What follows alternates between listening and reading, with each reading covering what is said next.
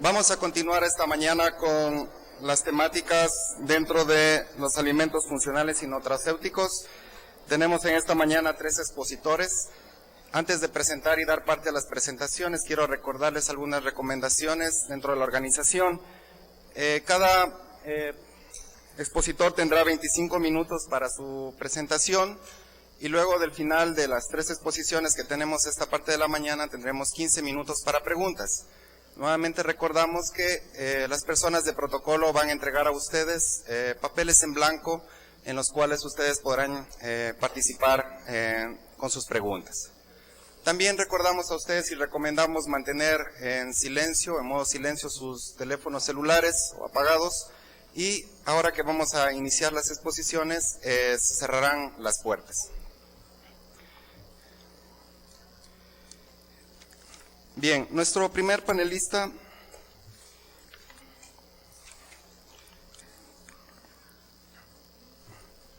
es el doctor Martín Gotenland, del Instituto de Nutrición y Tecnología de Alimentos de la Universidad de Chile. Me voy a permitir presentarle. Él es filósofo por la Universidad Pierre y Marie Curie, doctor en Filosofía y Fisiopatología de la Nutrición Humana por la Universidad París Denis Diderot, investigador del Instituto de Nutrición y Tecnología Agropecuaria de la Universidad de Chile. El doctor Gotenland ha desarrollado algunas actividades de investigación como son métodos no invasivos de exploración funcional del tubo digestivo, microbiota intestinal y salud, alimentos funcionales probióticos y prebióticos. Es integrante del claustro académico del doctorado en Nutrición y Alimentos de la Universidad de Chile, integrante también del claustro académico del doctorado de Farmacología de la misma Universidad de Chile, coordinador del ramo de Regulación de la Absorción y Metabolismo de Nutrientes, magíster en Nutrición, coordinador del ramo electivo Diseño de Alimentos Funcionales, el magíster de Nutrición, docente del doctorado en Nutrición y Alimentos y docente del magíster de Nutrición del INTA. La presentación que nos va a dirigir ahora tiene como nombre los pre- y probióticos, evaluación de sus efectos sobre la salud a través de ensayos in vitro y clínicos. Les pido por favor un aplauso para recibir al doctor.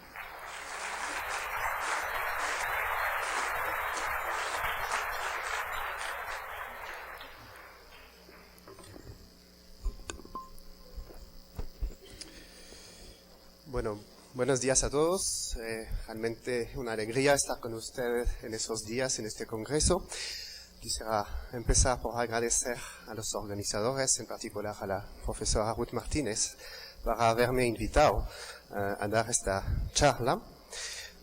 Ojalá sea la ocasión también de poder desarrollar una colaboración fructuosa entre nuestros laboratorios en el futuro.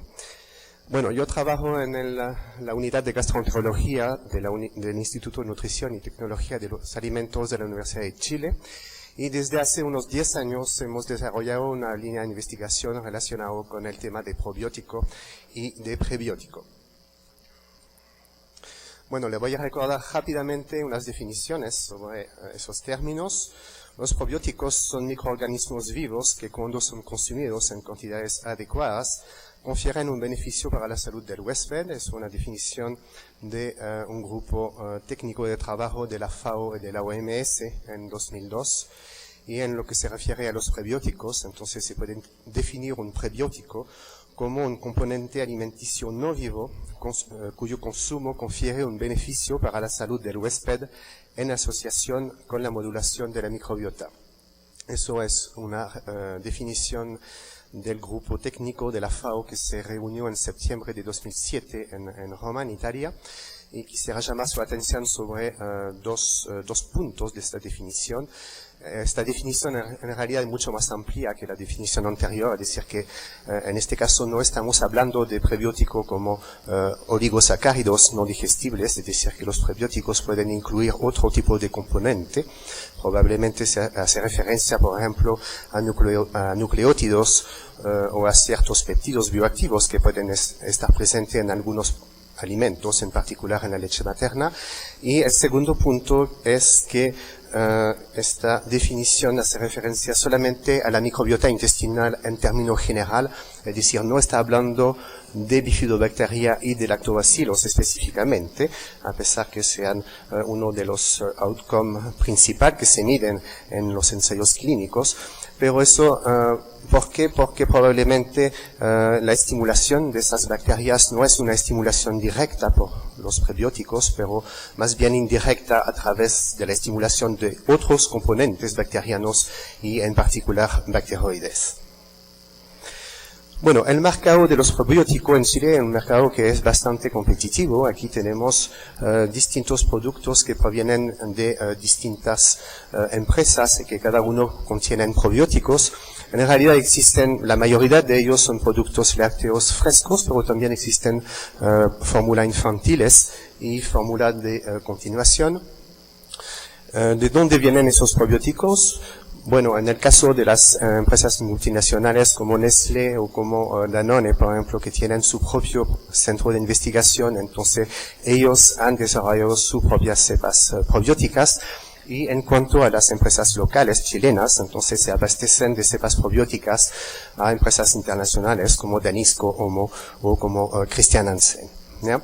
Entonces nosotros trabajamos prácticamente con todas estas empresas y lo que hacemos es primero hacer asesoría técnica en cuanto a los productos que desarrollan, más particularmente para caracterizar o hacer recuentos de esos probióticos en esos productos.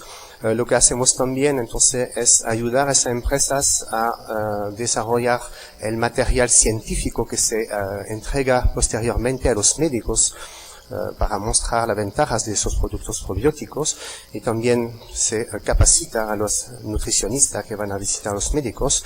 Y lo último, pero lo más interesante, es que desarrollamos ensayos clínicos cuyo objetivo entonces es evaluar el efecto de esos productos sobre la salud de la población.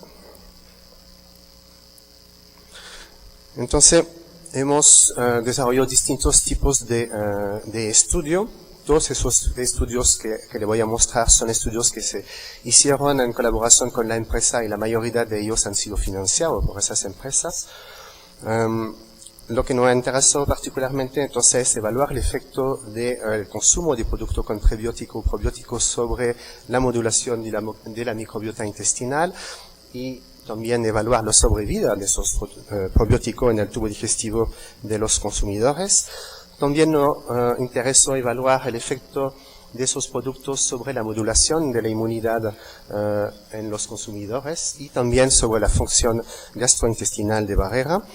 Y por otra parte, lo que más interesante en realidad es evaluar si esos productos, el consumo de esos productos puede ser útiles para reducir el riesgo de patologías que son más bien prevalentes, en este caso en la población chilena, y en este caso lo que nos interesó entonces es ver un posible efecto sobre la reducción de infecciones respiratorias agudas, la modulación de la colonización del estómago por un patógeno que es Helicobacter pylori y el papel en la reducción de la constipación. Aquí es un primer estudio que hemos realizado con voluntarios sanos. Lo que hicimos entonces, el objetivo de este estudio era ver cómo podía influir el consumo de distintas cantidades de un producto con probiótico, en este caso con Lactobacillus johnsoni LA1, en cuanto a su sobrevida en el tubo digestivo de voluntarios sanos y en cuanto a la modulación de la microbiota de esos sujetos. ¿Ya? Entonces lo que hicimos es administrar este producto a razón de 100 ml por día durante una semana a esos voluntarios. Luego la segunda semana 200 cc y la tercera semana 500 cc.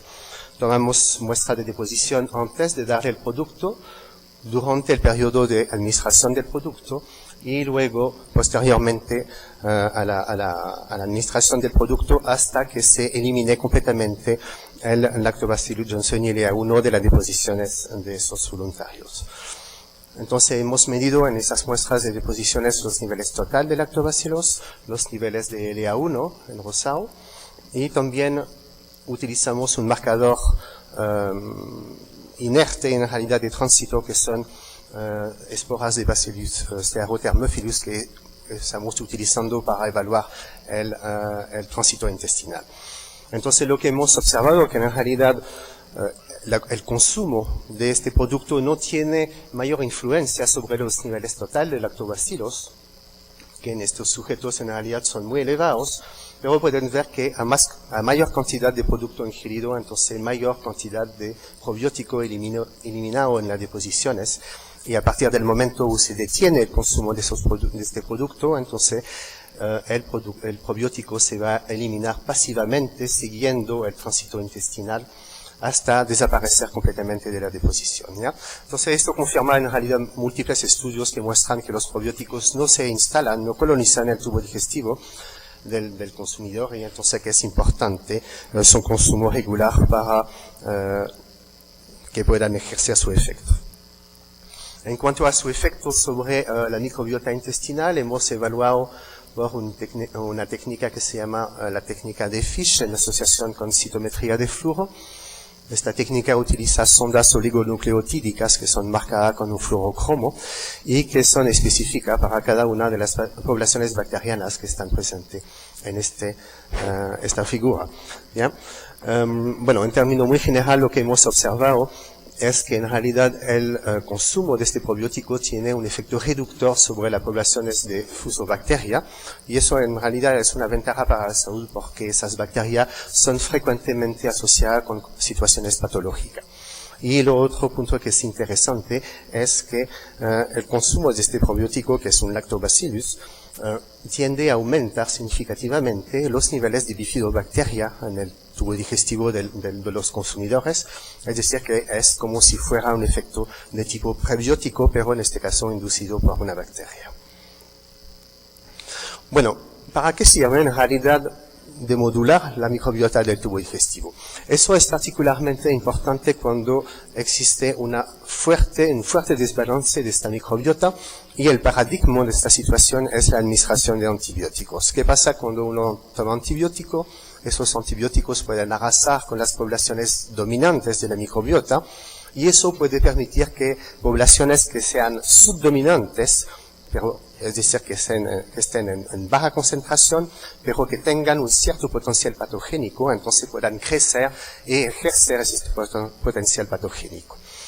Entonces hemos realizado un ensayo clínico en niños utilizando una fórmula que estaba enriquecida con prebiótico, en este caso con oligofructosa.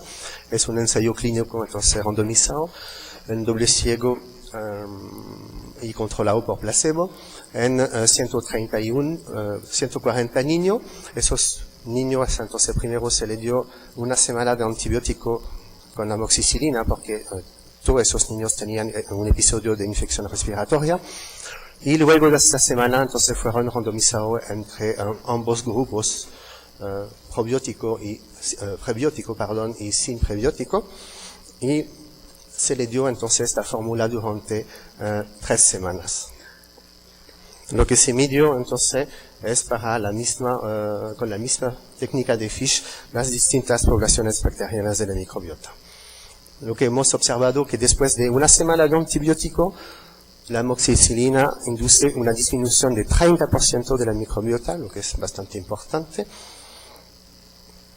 y que el hecho entonces de suplementar la fórmula láctea con un prebiótico, entonces permite a los niños que reciben esta fórmula de mantener niveles de bifidobacteria alto en su microbiota intestinal, lo que puede ser un factor que es protector frente a desarrollo de algunos patógenos, como por ejemplo Clostridium difficile,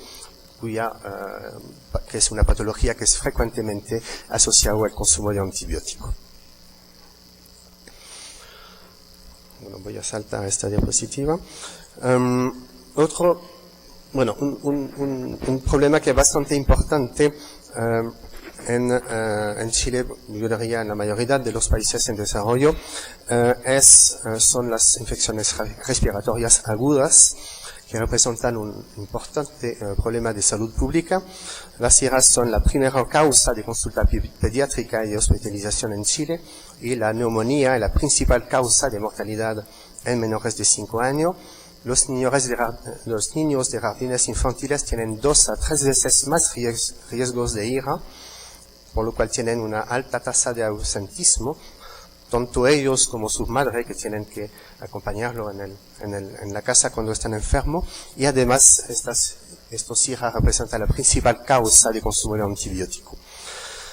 Entonces representan una alta carga económica para las familias y la sociedad, y cualquier intervención que reduzca su incidencia o su intensidad puede tener un mayor impacto tanto sobre la morbilidad y la calidad de vida de esos niños como sobre los costos asociados a su tratamiento. La segunda razón por la cual era interesante hacer este estudio es porque existen evidencias científicas que indican que el probiótico que íbamos a utilizar en este estudio, que es el Lactobacillus rhamnosus HN001, tiene un efecto inmunomodulador en sujetos que son inmunosuprimidos. Y la tercera razón es porque existen antecedentes que indican que el consumo de otros probióticos, no especialmente, entonces reduce el número de infección respiratoria aguda. Entonces hicimos un estudio randomizado, igual, controlado en doble ciego, en 431 niños de 1 a 5 años de 4 jardines de Santiago.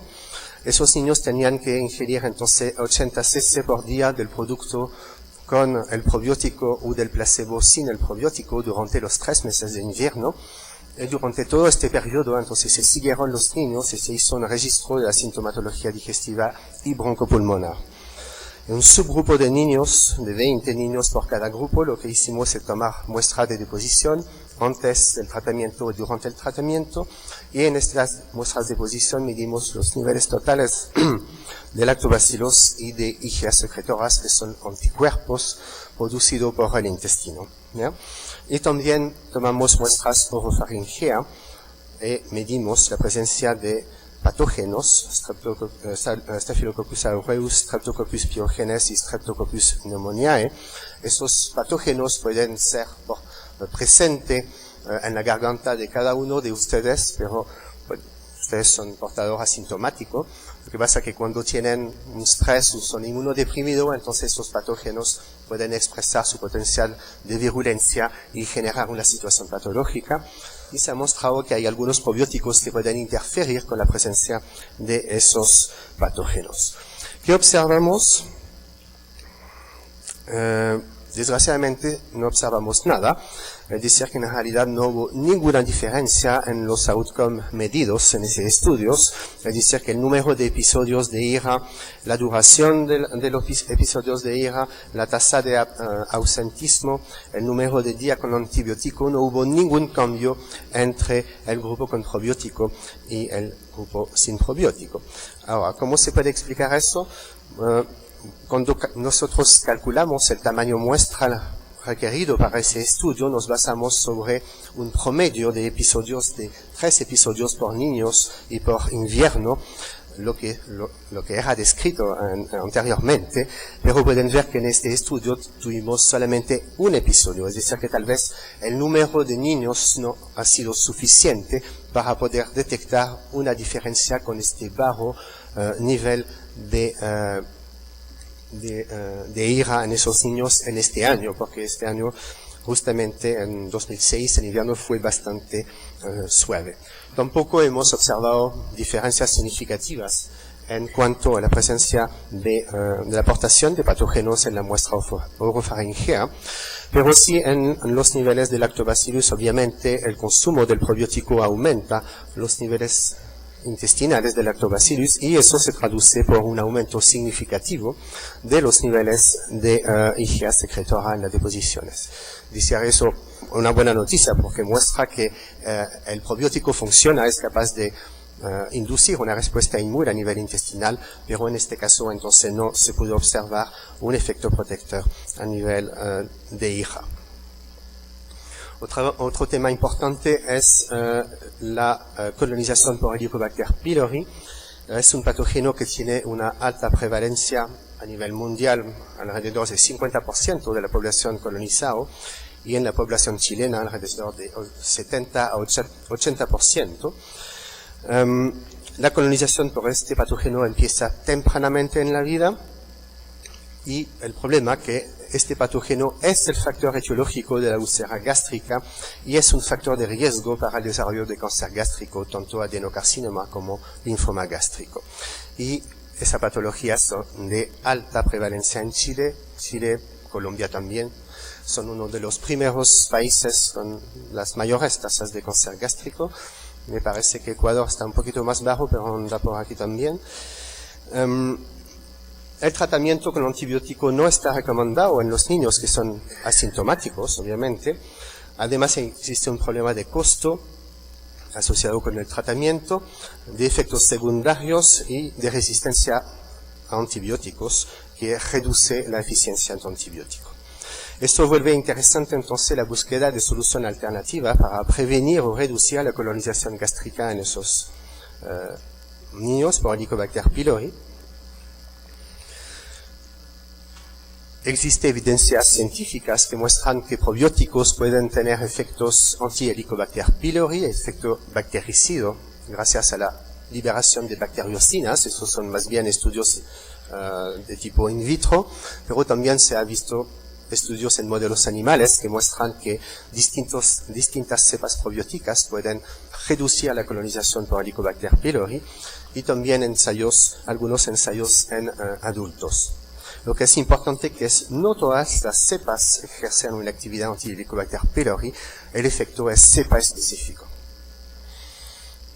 Entonces en 2001 hemos realizado un primer estudio en niños y en este estudio utilizando un producto que tenía Lactobacillus johnsoni LA1, que es un probiótico para el cual se había mostrado que in vitro tenía un efecto anti-Helicobacter. Lo que hemos observado que la administración de este probiótico a niños colonizados asintomáticos reducía la densidad de colonización por Helicobacter en esos niños. Ahora, los resultados que le voy a mostrar son de otro estudio más reciente, en el cual hemos administrado dos tipos de alimento funcional. Uno es un probiótico, el mismo probiótico en realidad, Lactobacillus johnsoni LA1, y el otro producto es un jugo de cranberry fresco. ¿Por qué hemos hecho eso? Porque los probióticos normalmente actúan frente a Helicobacter pylori gracias a la liberación de bacteriocinas, mientras que el jugo de cranberry también se ha mostrado que es activo frente a Helicobacter pylori, pero a través de otro mecanismo que es gracias a la presencia de sus altas concentraciones en proantocianidinas, que son lo que le otorgan también al cranberry sus propiedades antioxidantes. Obviamente que si cada uno de esos productos puede actuar frente a Helicobacter pylori, pero a través de mecanismos distintos, uno puede pensar que administrando ambos productos juntos, entonces sería posible tener un efecto potenciador o aditivos de ambos compuestos. Por lo cual hemos desarrollado un estudio clínico de nuevo, controlado en doble ciego, en 295 niños de colegios. Estos niños eran colonizados por Helicobacter pylori y eran todos asintomáticos, por lo cual no pueden ser tratados con antibióticos. Entonces esos niños fueron randomizados en 4 grupos. Un grupo control, que recibió el probiótico termizado, es decir, muerto, y en placebo de jugo cranberry, este grupo. El grupo, un grupo probiótico que recibió el probiótico vivo y el placebo de cranberry. El grupo cranberry que recibió jugo de cranberry fresco y el placebo de probiótico. Y el último grupo que recibió el probiótico vivo y el jugo de cranberry fresco. ¿Ya? Y eso durante 15 días. Entonces lo que hemos observado, aquí tenemos la tasa de erradicación de Helicobacter en esos 4 grupos. Después de los 15 días de tratamiento, pueden ver que en el grupo control alrededor del 2% erradicó, mientras que este porcentaje fue de 14% en el grupo cranberry y el grupo probiótico.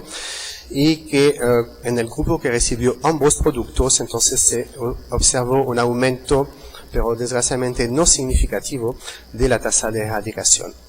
Sin embargo, hicimos una detección de Helicobacter un mes después de haber terminado el consumo de esos productos, y en realidad de todos los niños que habían sido negativos después del tratamiento, el 80% de ellos se recolonizó con la bacteria, lo que muestra que en realidad es necesario consumir esos productos en forma regular de manera a mantener bajo los niveles de Helicobacter pylori en el estómago, pardon.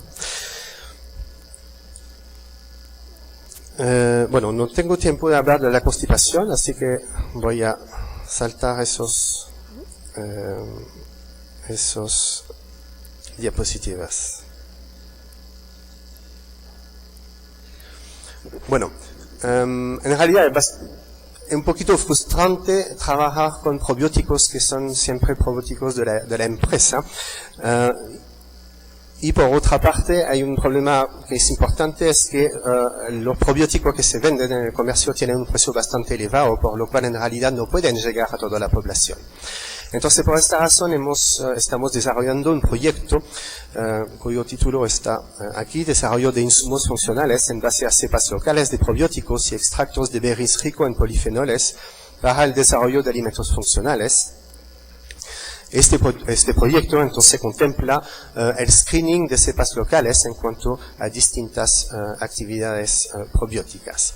Entonces tenemos un pool de bacterias lácticas alrededor de 500 que provienen de distintos orígenes: vegetales, quesos artesanales de cabra, leche materna, deposiciones de recién nacidos sanos, mesobacteria como lactobacillus. Lo que hemos hecho es evaluar la resistencia a pH ácido de esas cepas lácticas utilizando este método, y aquí tenemos los resultados. Pueden ver que en realidad las cepas lácticas que provienen de deposiciones de niños o de adultos entonces tienen una resistencia a pH ácido que es mayor a la que provienen de leche materna o de queso de cabra.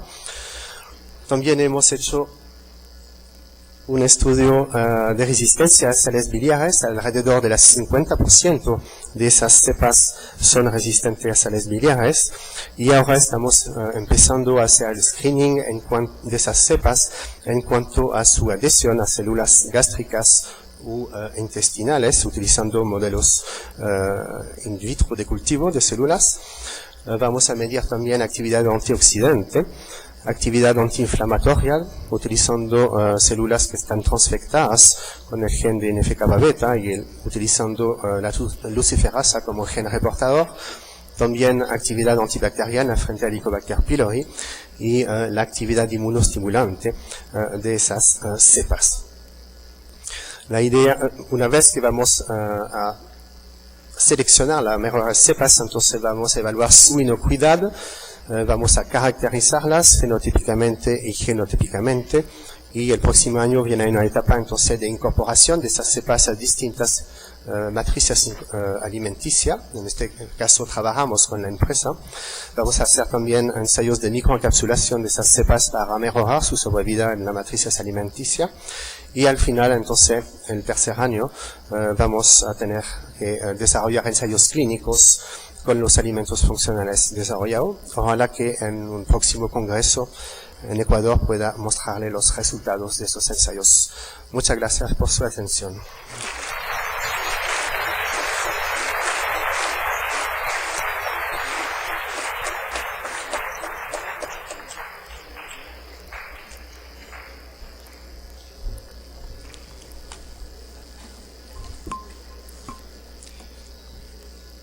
Agradecemos al doctor Gotenland por su excelente presentación.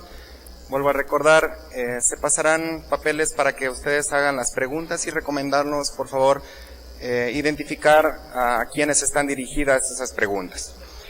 A continuación voy a presentar al siguiente expositor, que es el doctor Fuenmayor. Él es doctor en Medicina y Cirugía por la Universidad Central del Ecuador. Es especialista en Ciencias Básicas Biomédicas, mención en Nutrición por la Universidad Central del Ecuador. Actualmente es funcionario del Programa Mundial de Alimentos. Es docente invitado de la Maestría en Gerencia de Servicios de Salud de la Universidad Técnica del Norte, docente invitado en la Maestría en Investigación de la Universidad de Cuenca, director de posgrados de Ciencias Básicas Biomédicas de la Facultad de Ciencias Médicas de la Universidad Central del Ecuador, Central. Él nos va a presentar el tema de micronutrientes.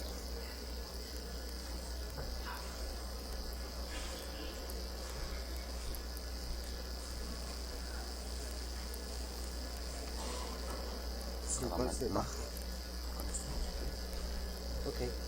¿Y tienes el okay. Listo. Bien, buenos días a todas y todos los asistentes. En primer lugar quiero, a nombre de la Oficina del Programa Mundial de Alimentos, agradecer a los organizadores de este importante evento. Es un gusto para nosotros estar con ustedes para poder contarles un poco de lo que nosotros hacemos, un poco de la relación que tenemos con la empresa privada, cómo trabajamos con el Estado, que tenemos con el Ministerio de Salud, y que ustedes vean por dónde es el camino. Aquí hay un grupo que está en formación muy importante, y precisamente queremos eso, llegar a ustedes y generar inquietudes. El trabajo que ustedes desarrollan y pueden desarrollar seguramente tiene que ver mucho con el ámbito social. El trabajo que ustedes hagan, bueno o malo, va a repercutir en nuestra sociedad. Eso queremos conversar con ustedes un momento. Y específicamente vamos a hablar sobre la fortificación de la harina de trigo en América Latina. Van a ver ustedes por qué. Durante los 25 minutos que tenemos, conversaremos sobre la magnitud del problema de las deficiencias de vitaminas y minerales, el impacto de las deficiencias, la fortificación de los alimentos como una estrategia para el combate del hambre oculta, cómo está la fortificación de alimentos y específicamente de la harina de trigo en América Latina, cuáles son los factores de éxito y los siguientes pasos que tenemos que dar. Y claro, miren ustedes la deficiencia de vitaminas y minerales en el mundo. ¿Sí? En casi todo el mundo hay deficiencia de vitaminas y minerales. Para el caso nuestro, en América Latina y sobre todo en la parte de la Alto Andina, tenemos deficiencias de hierro y vitamina A, y deficiencias de hierro, vitamina A y yodo. ¿Sí? Es decir, en los lugares donde nosotros vivimos, donde estamos asentados nosotros en nuestro país, tenemos deficiencias de hierro, vitamina A y yodo sobre todo. Y este problema es un problema mundial. ¿Sí? Vean ustedes, la deficiencia de vitamina A, ¿sí?, afecta al 25.3% de toda la población mundial. Para el caso de América, al 17%. El 17% de las personas tienen deficiencia de vitamina A. El problema de la anemia, es decir, la disminución del hierro para la síntesis de hemoglobina, afecta al 37% de la población mundial. Para el caso de las Américas, 19%. Vamos a ver que este 19% es algo mentiroso. La prevalencia de anemia, vamos a dejar América Latina y el Caribe, y miren ustedes, la anemia. Haití tenemos con cerca de 65%, Bolivia 51%, Perú 50%, Ecuador 50.2% de las personas tienen anemia. Es decir, de cada 2 personas hay un alto riesgo de que una de ellas sea anémica. ¿Sí? Y tenemos de ahí los demás países. Y logramos determinar la gravedad de los problemas de acuerdo al porcentaje de prevalencia de anemia que tenemos. Y miren dónde están los otros. Chile, ¿sí?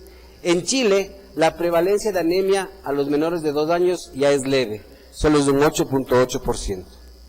Moderado está en México, Costa Rica, Argentina, Nicaragua. Y Ecuador, tenemos un problema severo de anemia en los menores de 2 años. y luego vamos a ver qué es lo que pasa con ellos. En los de 5 años también está Ecuador, ¿sí? En los menores de 5 años también Ecuador está dentro del grupo de países con un problema severo de anemia. Para el caso del yodo, el 35% en el mundo, 35.2% de las personas en el mundo tienen deficiencia en la ingesta de yodo. En las América Latina, un 10%. Cuando desagregamos por los países y los niveles de consumo, en cambio aquí, miren, está en dificultades Trinidad, Tobago, Haití y Dominicana. Ecuador está bien en el caso del yodo. Los programas de fortificación de la sal con yodo han tenido efecto, ¿sí? Y nosotros tenemos cerca de un 99% de consumo adecuado de sal yodada. El zinc es otro de los elementos que ahora se están observando con detenimiento. Y miren, la deficiencia de zinc, nosotros también estamos con un problema grave. Para el problema del zinc, nosotros le asimilamos a la deficiencia de hierro, ¿sí? Es decir, nosotros también tenemos un problema severo de deficiencia de este micronutriente. El problema entonces es un problema grave en el cual, ¿sí?, más de 2.000 millones de personas están afectadas. Más de la tercera parte de la población está afectada por algún déficit de uno de estos micronutrientes. 1 de cada 3 personas de los países de desarrollo tiene deficiencia de vitaminas y minerales. 1 de cada 4 niños y niñas preescolares tienen deficiencia de vitamina A. 18 de cada 100 mujeres tiene deficiencia de vitamina A. Más de la tercera parte de la población mundial tiene anemia. Más de 1/3 de la población mundial tiene deficiencia de yodo. Cerca de un 20% de la población total está en riesgo de deficiencia de zinc. Estos datos nos deben hacer nosotros reflexionar sobre a dónde vamos. Y claro, hemos visto la magnitud del problema, pero las consecuencias son realmente graves. Tenemos otras consecuencias en las cuales tenemos un efecto agudo o algo que se ve. Y miren, por deficiencia de vitamina A, problemas de la visión, ¿sí?, problemas por deficiencia de ácido fólico, problemas en la columna vertebral, en el cerebro, ¿sí?, problemas por el yodo, esto casi ya no tenemos nosotros, cretinismo, bocio. Y esta es la parte que nosotros vemos, es la parte que nosotros podemos observar. Sobre eso existe lo que se llama la parte oculta: susceptibilidad a infecciones, mortalidad, mayor morbilidad materno-infantil, pérdida en el desarrollo mental, disminución de la productividad. Nuestros países de subdesarrollo, que tenemos graves problemas de micronutrientes, tenemos también problemas en el Producto Interno Bruto, la productividad, en el desarrollo mental. El impacto entonces de las deficiencias de micronutrientes se da en todo el ciclo de vida. En las embarazadas y en el feto vamos a tener mayor mortalidad, mayor morbilidad. Los niños nacen de peso bajo, son más sujetos a infecciones, los niños no tienen un buen desarrollo psicomotor. Los recién nacidos, las mujeres lactantes tienen mayor probabilidad de enfermar. Los preescolares tienen dificultades, retardo en el crecimiento, mayor cantidad de infecciones. Los escolares, una disminución en sus posibilidades de aprendizaje. Los escolares tienen retardo en la aprehensión del conocimiento. Los adolescentes, principalmente las mujeres ya anémicas, cuando entran en su etapa fértil y son anémicas, tienen mayor riesgo de tener niños de bajo peso o con un menor desarrollo. Las mujeres de edad fértil. Y volvemos. Y también los adultos mayores tienen dificultades por la deficiencia de estos micronutrientes. Esto solo para que vean ustedes cuáles son las consecuencias por la deficiencia de hierro. Vamos a pasar rápidamente. Por deficiencia de hierro tenemos aumento en la mortalidad materna, incremento de los partos prematuros, incremento de los niños con bajo peso al nacer, menor desarrollo intelectual, retardo del crecimiento, alteraciones celulares, menor transferencia de hierro de la madre al feto, alteraciones conductuales, velocidad de conducción más lenta, dificultad para aprender. todo eso nos da la anemia. Háganse entonces una idea de que la mitad de la población ecuatoriana está con esto. 60%, 50% de las mujeres embarazadas en el Ecuador están con anemia y pueden tener estas consecuencias. 30% de los varones adultos está con anemia en el Ecuador y puede tener estas consecuencias. Cerca del 40 o 50% de los escolares ecuatorianos están con este problema, con estas consecuencias. Entonces, también es una responsabilidad social de ustedes ver por dónde va su trabajo. Para el caso del zinc, disminuye la resistencia a las infecciones, desciende la velocidad de crecimiento, hay un retardo en el crecimiento, retardo de la maduración sexual, hay mayor incidencia y prevalencia de diarreas, anorexia y otros cambios conductuales. Para el yodo, ya dijimos, disminuye la capacidad intelectual. En el embarazo puede causar que niños nazcan mentalmente disminuidos. En zonas donde la dieta en yodo es insuficiente, aumentan las muertes neonatales. El ácido fólico, ya vieron ustedes esas fotografías, aproximadamente 200,000 niños nacen con defectos del tubo neural, es decir, con problemas anatómicos disfuncionales del cerebro o de la espina dorsal de la médula. Malformaciones congénitas, mayor riesgo de enfermedades cardíacas y funciones cognitivas disminuidas. Casi todos funciones cognitivas disminuidas, posibilidades de aprendizaje disminuidos, posibilidades de desarrollo disminuidos. Esto estamos viviendo en nuestro país. La deficiencia de vitamina A también compromete el sistema inmunitario, provoca muertes también cerca de 1 millón de infantes, incrementa el riesgo de mortalidad materna y afecta a cerca de 13 millones de personas con ceguera nocturna. Pero frente a esa dura realidad, nosotros tenemos varias formas de trabajar para controlar y disminuir este problema.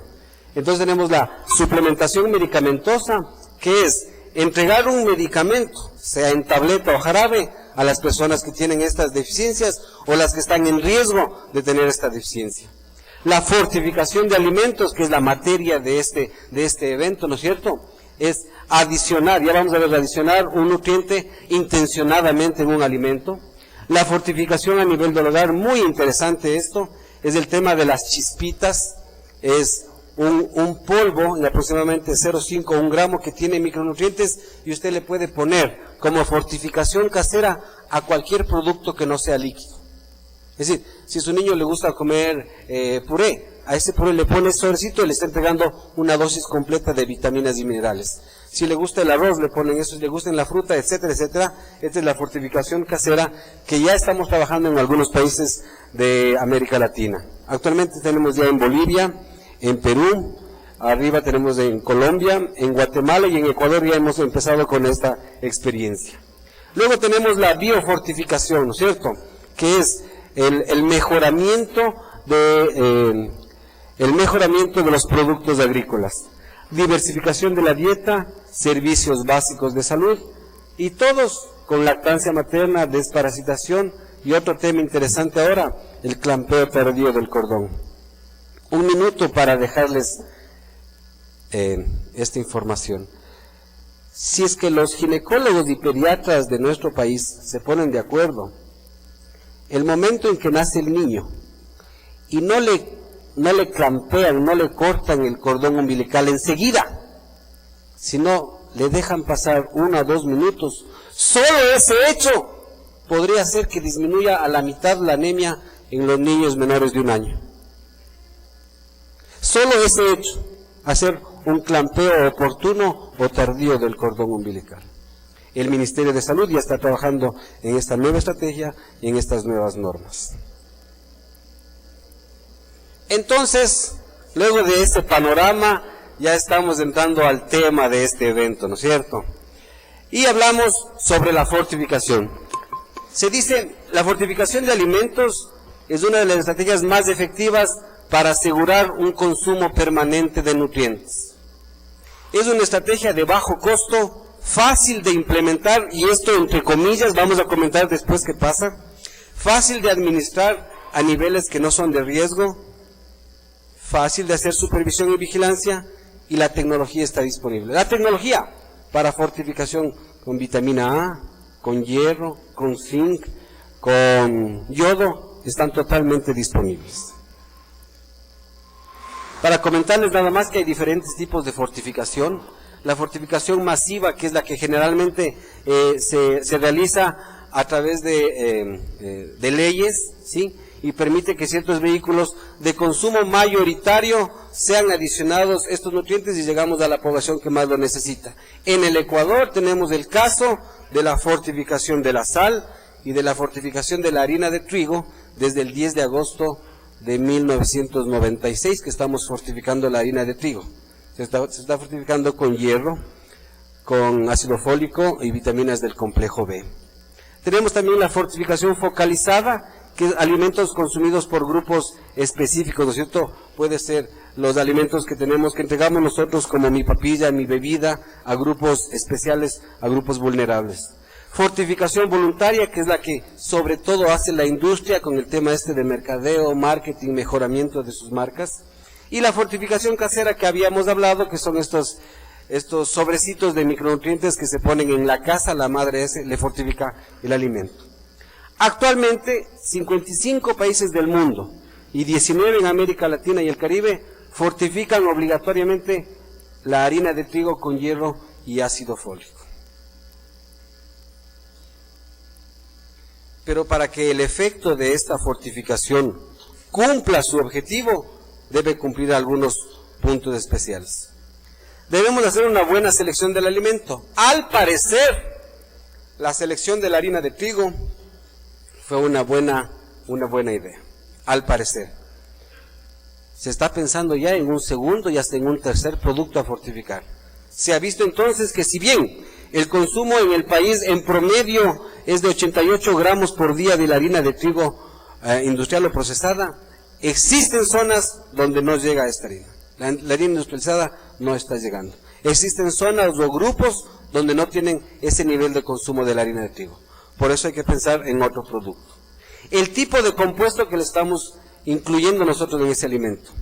El Ecuador en 1996, y era lo que se conocía en ese momento, fortificó la harina de trigo con hierro reducido micronizado, que era lo mejor en ese tiempo. Desde hace unos 3 o 4 años, se indica que no hay efecto si nosotros le ponemos ese tipo de hierro a la harina.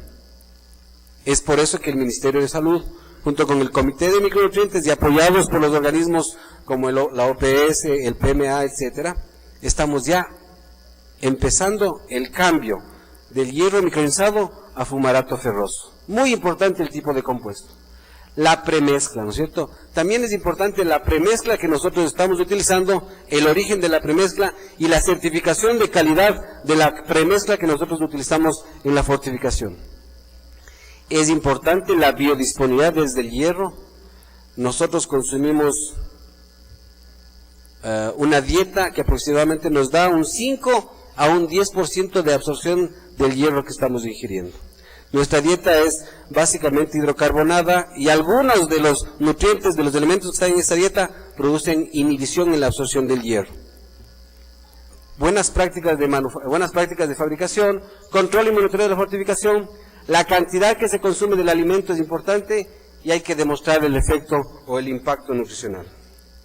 Aquí vemos entonces nosotros dónde se está fortificando. Miren, en América está casi toda la región.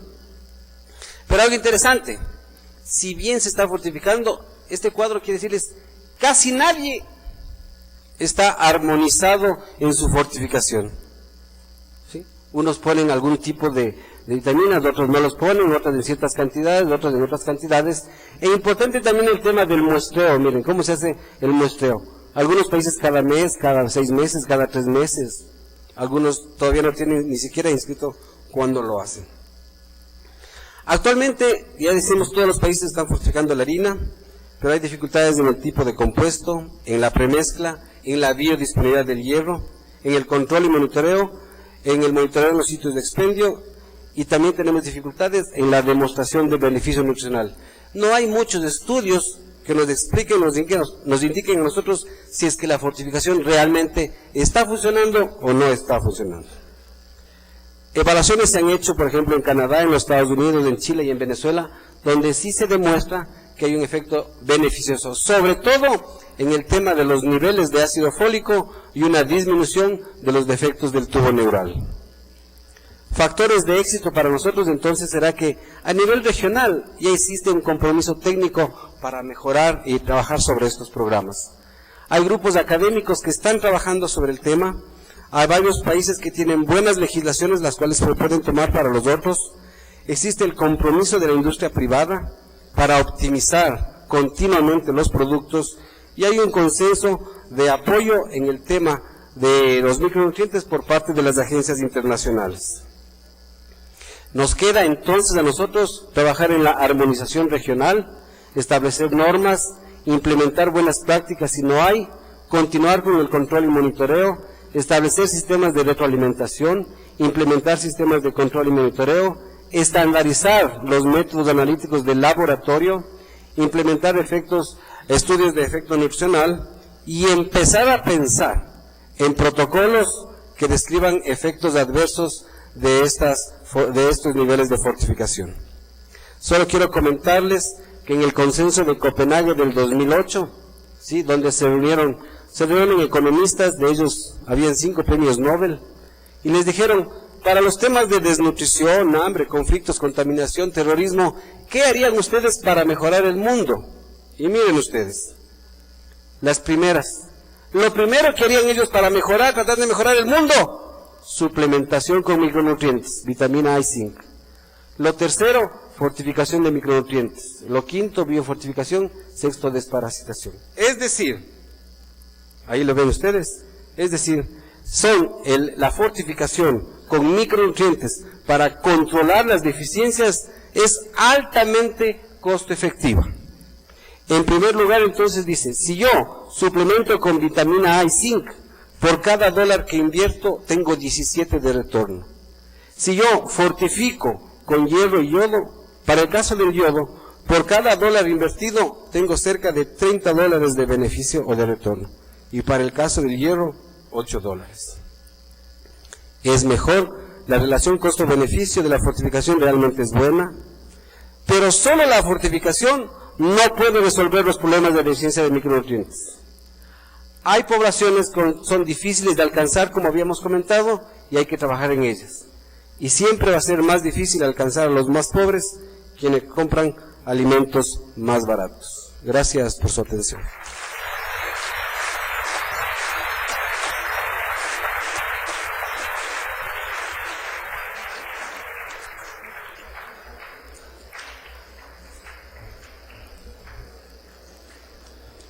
Muchas gracias al doctor Fuenmayor.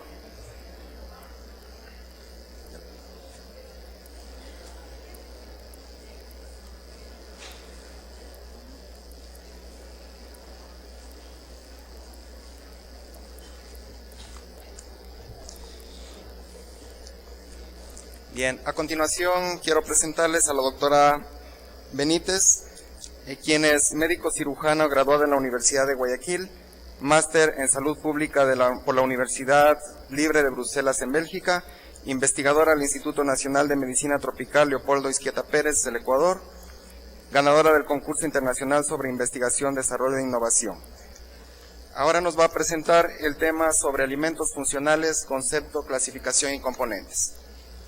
Gracias.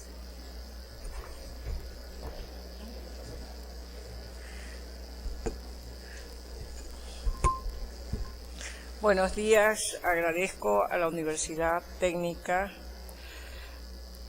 de Loja y voy a dar, mis antecesores han hablado lo que viene a ser el alimento funcional prebiótico, probiótico.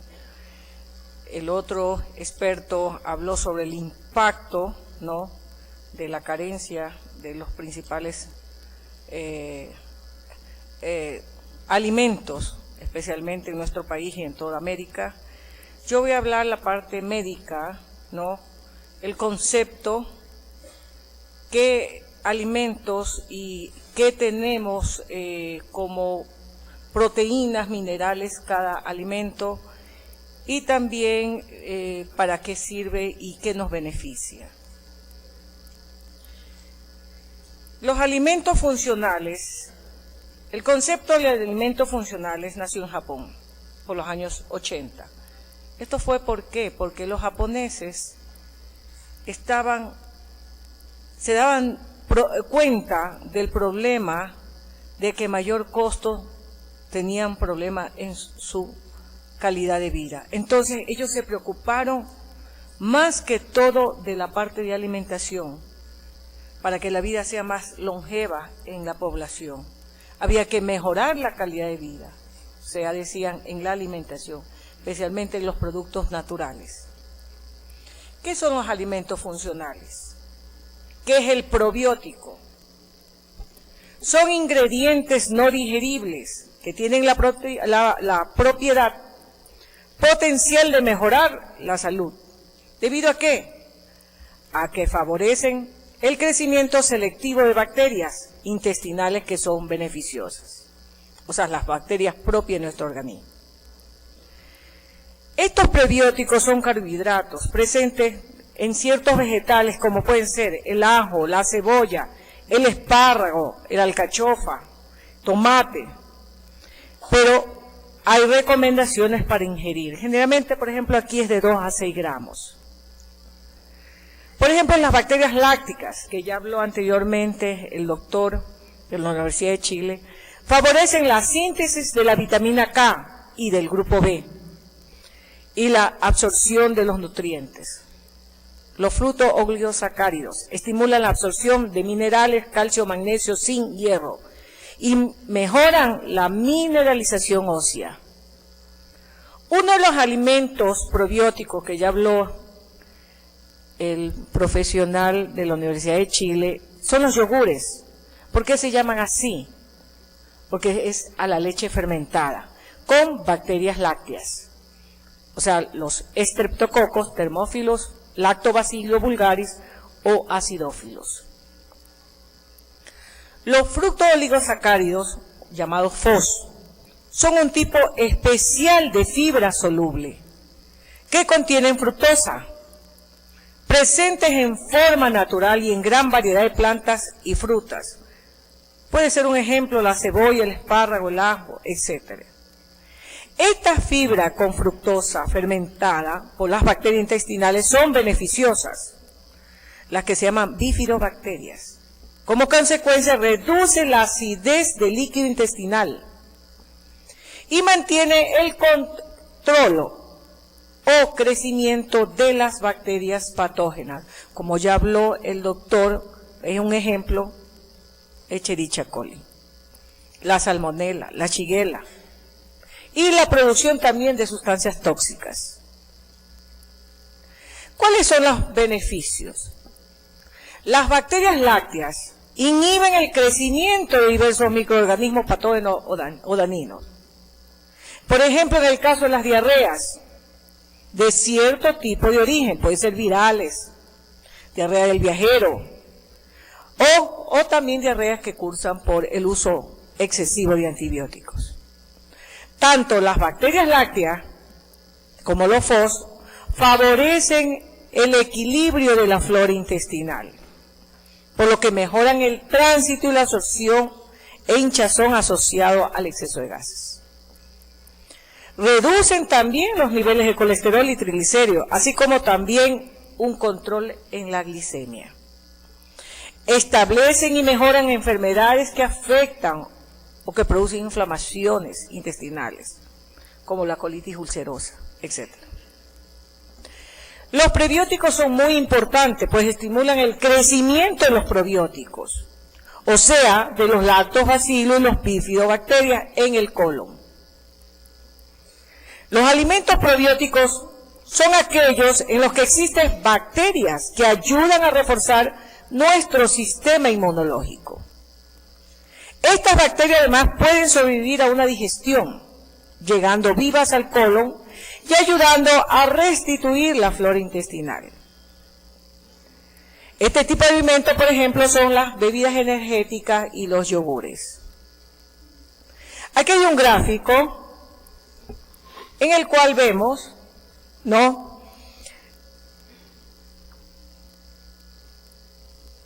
donde pueden apreciar del lado izquierdo bacterias protectoras, que son de color blanco. Miren lo que hacen con las bacterias patógenas, no dejan que entren. Pero ¿qué pasa cuando hay pocas bacterias? Incluye la enfermedad, genera la inflamación o la infección. Cuando hay suficientes bacterias protectoras, estas generan una capa protegiendo a la delicada mucosa intestinal de las bacterias que pueden adherirse o dañarse. Aquí tenemos ejemplo de bacterias probióticas y los efectos reportados. El lactobacillus acidófilo mejora el sistema inmune, el acidófilos NCFO 1748, especialmente para el estreñimiento, el Ramos, que ya lo habló, el Casei cirota, el Gaceri, el Bifidus y el Boulardii. Todos, más que todo, tienen que ver con el tracto gastrointestinal, especialmente cuando hay procesos inflamatorios, ya sean bacterianos, virales o por el uso excesivo de antibióticos. ¿Qué son los alimentos simbióticos? El alimento simbiótico es la combinación del pre y el probiótico. Son aquellos que contienen, por ejemplo, bifidobacterias con galacto-oligosacáridos, bifidobacterias con fructo-oligosacáridos y lactobacilo con lactilol. Asimismo, tienen efectos en diarrea, estreñimiento y otras enfermedades intestinales. Aquí, por ejemplo, Liliana Bersolid habla, inmunóloga, que los alimentos simbióticos son aquellos que combinan los probióticos, es decir, bacterias que no dañan el organismo, y fructanos naturales o prebióticos, como carbohidratos, que intentan modular la respuesta inmunológica para combatir agentes infecciosos. La inmunidad innata de las personas cuentan con uno de los sistemas más importantes de defensa ante agentes patógenos. Ojo, lo que yo estoy hablando son productos naturales y especialmente lo que nosotros podemos, nuestro sistema inmunológico ante productos naturales. ¿Qué es el sistema inmune de mucosas? Que tiene un papel preponderante frente a las agresiones ambientales y para combatir las infecciones. Añadió también la experta argentina y puntualizó, además, que el sistema inmune de mucosa del intestino representa el 70% de nuestras defensas. Por eso hay que saber alimentarse, comer calidad más no cantidad. Les he traído una clasificación, esto creo que va a estar en las memorias, es una clasificación de los alimentos funcionales, qué contienen y para qué sirve. Los beta-carotenos, que ya habló el doctor, ¿no? La vitamina A, que ¿en dónde contienen qué producto natural? La zanahoria, toda fruta especialmente la fruta roja. Es un antioxidante. Neutraliza la acción de los radicales libres. ¿Qué es los antioxidantes? Los antioxidantes son los enemigos de los radicales libres. Y el radical libre es el protagonista del envejecimiento celular. Favorece las defensas antioxidantes de las células. La luteína, la zeaxantina, encontramos espinaca, selga, maíz, huevo cítrico. Asimismo, entramos como carotenoides. Ya el doctor habló sobre el problema de la visión. Aquí lo hablamos, mantenimiento de la visión saludable. Licopeno, tomate, derivados del tomate. contribuye al mantenimiento de la próstata. Vamos a ver los ácidos grasos, las nueces del árbol, el famoso omega 3 o polisaturados, la avellana, la linaza. Aquí el aceite de oliva, que el experto italiano habló muy lindo, con la parte técnica de estadística. El aceite de oliva es uno de los mejores antioxidantes en el mundo. En el mundo. Las nueces del árbol, vamos a ver los monosaturados. Reduce enfermedades cardiovasculares. Así mismo. Omega 3 mantiene y contribuye a las funciones mentales y visuales. Los ácidos grasos omega 3, DPA, EPA, salmón, atún, aceite de pescado. Puede reducir enfermedades cardiovasculares y también como decíamos, funciones mentales y visuales. Inclusive también musculoesquelética. El famoso ácido linoleico conjugado puede contribuir al sistema, es uno de los que más influencia en el sistema inmunológico. Los flavonoides están en las frutas, especialmente en las frutas rojas. Está también en el chocolate, en el cacao, en el café, en el té, la uva negra, todo alimento cítrico, la cebolla, la manzana, que su beneficio potencial, función cerebral, cerebrovascular, mantenimiento de la salud cardíaca, más que todo son potentes antioxidantes, los flavonoides. Y también del tracto urinario. Los isocianatos, el sulfurano, está especialmente en todo lo que es vegetales. Rábano, aparte que tiene yodo, coliflor, brócoli, mejora y refuerza las defensas, son potentes antioxidantes, son excelentes para la dieta, es uno de los alimentos que debería estar en la dieta diaria de cada individuo. Los minerales, calcio, magnesio, potasio, selenio, están en los vegetales, en el pescado también, en la carne, en los lácteos, y asimismo, más que todo, en la función neuromuscular. Todo lo que es neuromuscular y también óseo refuerza el sistema inmunológico. Los ácidos fenólicos, la manzana, asimismo en frutas, asimismo son para la visión y para todo lo que es proceso cardiovascular. Los estanoles o esteroles vegetales, todo lo que es maíz, trigo, aceites, inducen y más que todo reducen especialmente el riesgo de enfermedades cardíacas coronarias. Por eso yo hablé del aceite de oliva, es excelente. Todo el maíz. Productos ésteres de etanol, asimismo problemas cardiovasculares. Los prebióticos que ya hablamos, que mejoran todo lo que es salud gastrointestinal, especialmente para la parte de enfermedades que producen diarreas, virales, bacterianas o antibióticos. Los probióticos, para aumentar el sistema inmunológico.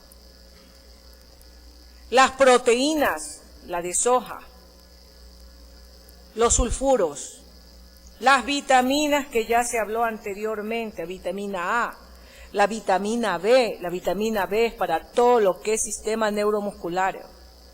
Se recomienda especialmente por enfermedades como por ejemplo los herpes, que atacan más que todo al sistema nervioso, darles complejo B. Es uno de los principales, y más en alimentación. Los alimentos macrobióticos. Nació también en Japón, en la búsqueda del equilibrio físico a través de la dieta. Hablaban un equilibrio entre salud e enfermedad. Lo que llamaban el yin, el alimento pasivo, y el yang, el alimento activo. El yin, por ejemplo, hablaban la carpa, almeja, sandía, patatas, ciruelas, azúcar, miel, ajo, etc. Y la carne de caballo, allá comen bastante, los huevos de gallina, el pato, el cerdo y el caviar son el yang. O sea, es un equilibrio, ¿no? Más que todo, dentro de los nutrientes, la mayoría está el grupo de vitamina B, vitamina C, las liposolubles, A, D, E, K, y la B, que es el yang. ¿Para qué ellos hablan? Disminuir enfermedades degenerativas. Especialmente ellos hablan de las legumbres como proteína. Se ha eliminado, dice el cereal integral, por el aumento de pesticidas y hormonas en las comidas, abusos de harinas, azúcares, cereales lavados con ácidos, también el abuso de proteína animal y el sedentarismo. Aquí nos pone un ejemplo de cómo debe ser una dieta macrobiótica. Los japoneses hablan de un 50% de arroz integral pero hervido, 30% de vegetales crudos, 20% de proteínas vegetales o pescado, pollo, sin piel ni grasa. Debemos evitar productos envasados. Nuestra alimentación debe ser equilibrada, agregando a nuestra dieta diaria cereales, vegetales, proteínas vegetales, pescado. No deben de faltar las semillas, los brotes, las algas, etc.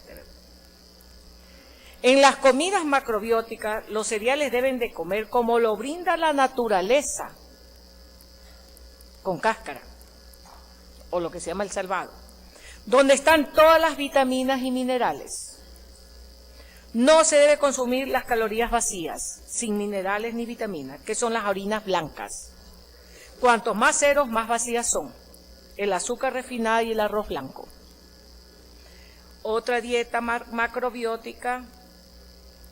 Se evita todo tipo de carne, productos lácteos, pero en consumo excesivo. Suele ser raro entre sus consumidores el consumo de suplementos vitamínicos, por lo que suelen aparecer graves carencias nutricionales, como ya habló el doctor Fuenzalida. Gracias.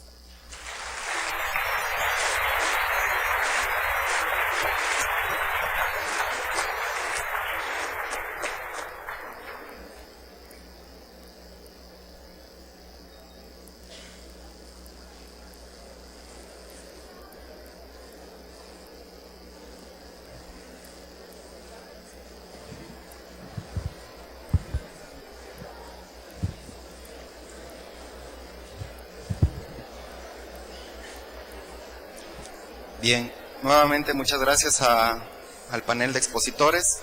Vamos entonces a pasar a dar lectura a algunas de las preguntas. Tenemos muchísimas preguntas.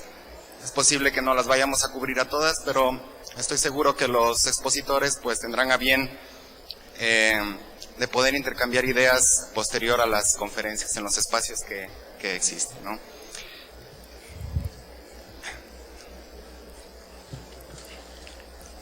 Voy a hacer un par de preguntas para cada expositor y después podemos hacer alguna otra ronda de preguntas, ¿no?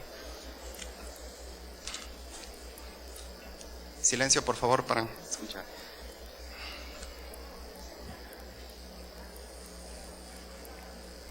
Para el doctor Gotenland, ¿qué tiempo o con qué frecuencia se debe consumir un alimento con probiótico como el yogur para tener efecto en el tratamiento de enfermedades como los gastrointestinales?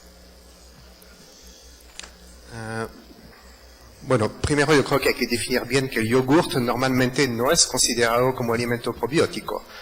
¿Ya? La mayoría de los probióticos son lactobacilos de otro tipo, el Lactobacillus bulgaricus y Bifidobacterium.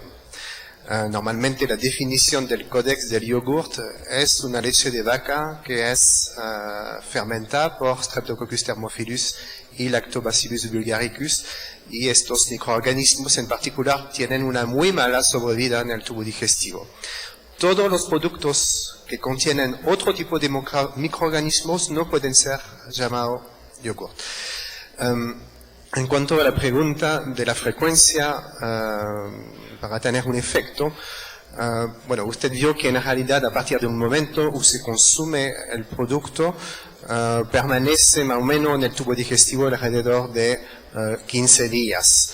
Eso significa que en realidad probablemente no es necesario consumirlo cada día, pero una vez, yo diría como 2-3 veces por semana. Probablemente importante no consumir siempre el mismo producto con el mismo microorganismo, pero variar los productos con probiótico de manera a tener distintas cepas que van a transitar por el tubo digestivo. Eso es importante porque probablemente si son cepas distintas, entonces el efecto sobre la estimulación de la inmunidad del consumidor va a ser mayor.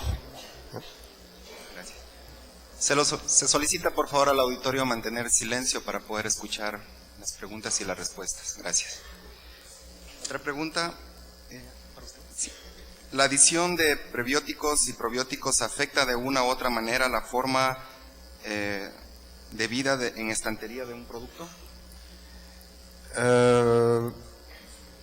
No, bueno, un factor que hay que tomar en cuenta, que la empresa tiene que tomar en cuenta cuando desarrolla un producto con probiótico principalmente en realidad, es evaluar cómo varía los niveles del probiótico en el producto durante el periodo de almacenamiento del producto. Obviamente que normalmente tiene que tener al momento del consumo una concentración de probiótico superior a 10 elevado a 6 por mililitro por gramo de producto. Y eso significa que al último día del periodo de vida útil del producto debe tener esta concentración de probiótico. Si no la tiene, entonces efectivamente tiene que empezar a optimizar la formulación de su producto. Una manera puede ser aumentar, por ejemplo, los niveles de fibra soluble o de prebiótico, de manera a poder aumentar la sobrevida del probiótico en el producto. Pero es muy importante este punto. Muchas gracias. Para el doctor Mayor, ¿el PMA tiene alguna experiencia en el enriquecimiento de hierro obtenido a partir de sangre de porcina? ¿Es viable obtenerla y usarla? No, el PMA como agencia mismo no tiene experiencia en trabajar en eso. Sin embargo, hay otras experiencias, ¿no?, que se han trabajado no solo en sangre porcina, sino en sangre vacuna. Uno de los casos es, hace unos años en Chile se trabajó en unas galletas fortificadas con hierro hemínico proveniente de la sangre vacuna. Actualmente se está pensando en Argentina también empezar a trabajar con un fortificado, en galletas fortificadas con hierro hemínico, pero el PMA como tal no tiene experiencia en esto. Una más. ¿Por qué no fortificar alimentos más económicos como fideo, pan, atún o el arroz, papas a través de biotecnología? A través de biotecnología. Sí, así. A ver, aquí hay dos conceptos. En el Ecuador, toda la harina de trigo que se produce, bueno, no toda, cerca del 90% que está industrializada, de los 19 molinos más grandes del país, donde está casi el 95% de la harina que se consume, está fortificada. Está fortificada con hierro, ácido fólico y vitaminas del complejo B. Todas esas harinas son utilizadas para la producción de fideos, pastas, panaderías y pan. Es decir, el pan que usted consume, si viene es de una harina industrializada, está fortificado. La idea era que cuando fortificamos la harina, después a lo mejor no teníamos que nosotros estar estudiando en los productos, porque ya venía fortificada. Sin embargo, ahora se conoce que hay algunos subproductos, algunos fideos que están, lo que les decimos, blancos, sin fortificación. Esa es una pregunta, pero nos decían en biofortificación. Sí, en el Ecuador no tenemos todavía la experiencia, ya se trabaja en Colombia, en Perú y en la mayor parte de Centroamérica a través del grupo del CGIAR y el grupo IFPRI están trabajando en biofortificación. La idea es, mediante métodos naturales, ¿sí?, empezar a unir varias cepas de una especie. Por ejemplo, el trigo que tenemos nosotros en Argentina tiene 5 miligramos por kilogramo de hierro, ¿no es cierto? 5 miligramos de hierro por kilogramo de trigo.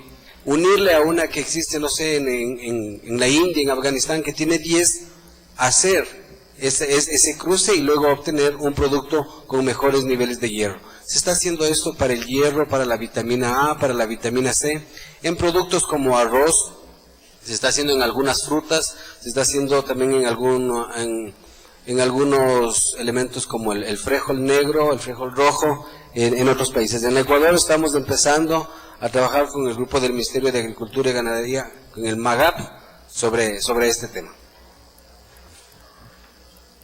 Si puede hacer una pregunta.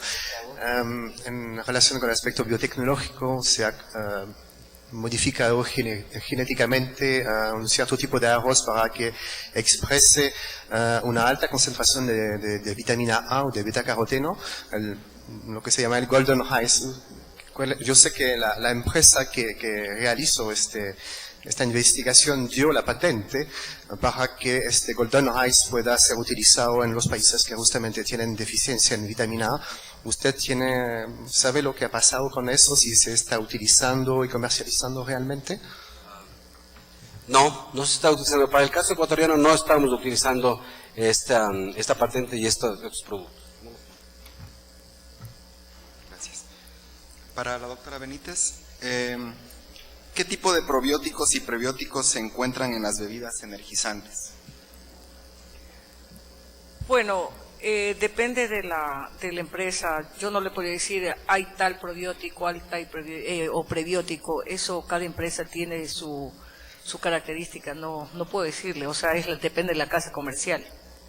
No le puedo decir generalmente. O sea, hay los lactobacilos en la parte no solo en los yogures, sino también en las bebidas, ¿no? Pero no le puedo decir en general, depende de la casa comercial que utilice el tipo de probiótico o prebiótico. O sea, no se puede decir, no se puede generalizar, porque son las casas comerciales las que, o sea, las industrias, las que utilizan son pocos los que yo puse en la clasificación, pero hay más. Entonces yo no le puedo decir, bueno, utiliza tal prebiótico, tal prebiótico. Eso depende de la industria. Sí, a mí lo que me parece muy importante es que sobre las etiquetas de los productos que contengan probióticos sea efectivamente rotulado en extenso el nombre de la cepa probiótica que esté presente. Eso por la razón que como cada cepa tiene efectos que son específicos, en realidad todos los productos que contienen probióticos no son similares entre sí. Otra más. Si bien el yogur es un alimento funcional, sirve también como una fuente de calcio, y si es así, ¿en qué porcentaje aprovecha el organismo este calcio? Bueno, depende de la persona, o sea, una persona desnutrida necesita más porcentaje, una persona normal necesita su porcentaje normal, o sea, el yogur generalmente uno puede tomarlo todos los días, no hay problema, pero tampoco hacer el mal uso, o sea, todo tipo de, no solo medicamento, el alimento natural, uno tiene que saber regular. Por eso yo les dije, hay que alimentarse con calidad, más no con cantidad. Inclusive, productos naturales que tienen vitamina A, por ejemplo, por decirle la zanahoria, no podemos hacer abuso. Tenemos que hacer una dieta balanceada. O sea, el secreto es la dieta balanceada. Bien, muchas gracias. En honor al tiempo, vamos a dejar el set de preguntas, pero antes de concluir esta plenaria, quiero hacer algunos anuncios antes de agradecer a nuestro panel. Primero, se indica que al finalizar esta sesión va a haber un recorrido de las instalaciones de la universidad, así que las personas interesadas en hacer el recorrido, encontrarse en el counter afuera. Y también solicitamos a las personas que aún no han devuelto el equipo de traducción simultánea, por favor, las hagan al final del panel. Quiero agradecer nuevamente a nuestros panelistas por la presencia.